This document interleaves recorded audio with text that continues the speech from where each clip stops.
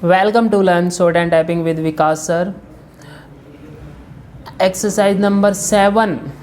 Punjab and Haryana High Court at the rate 90 word per minute. So be ready, start. The applicant who was the mortgagee purchased under two sale deeds dated 13th May 1951 the mortgaged property in discharge of mortgage.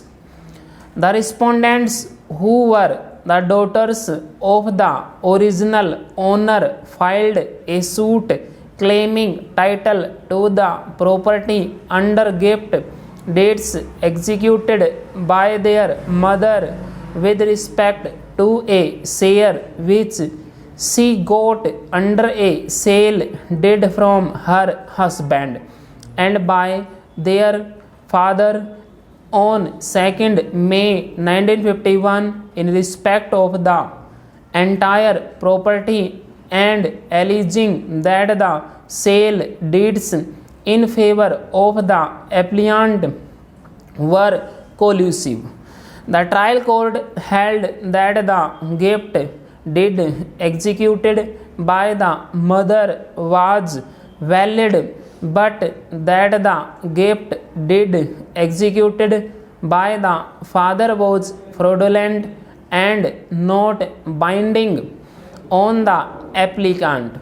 On appeal, the first appellate court held that both the gift deeds were invalid.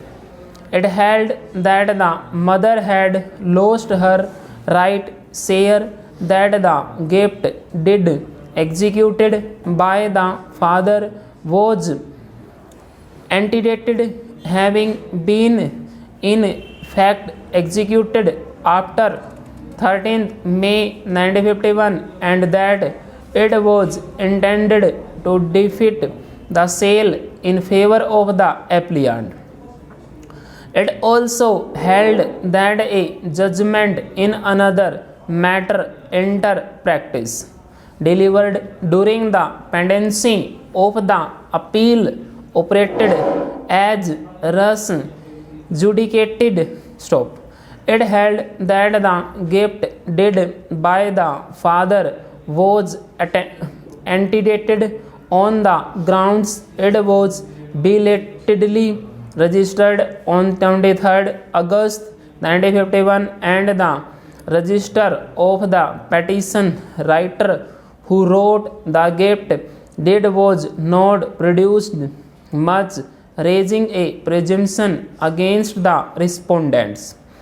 In second appeal, the High Court held that the lower courts erred in deciding the case on the grounds of fraud when no such case was put forward in the pleadings, that on the question of re judicata there was not enough material and that the case should be remanded, permitting the parties to make amendments in their pleadings but only in respect of the plea of re judicata.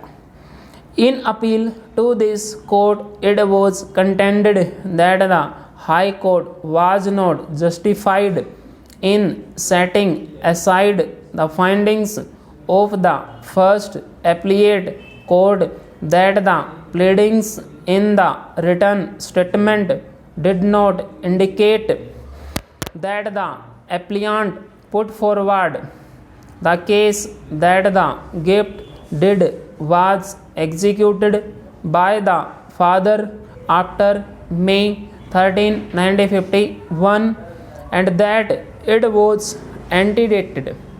Not only was there no substance of such pleas, there was not even a hint of such objections in the pleadings, and even the facts necessary for determining the questions were not before the court.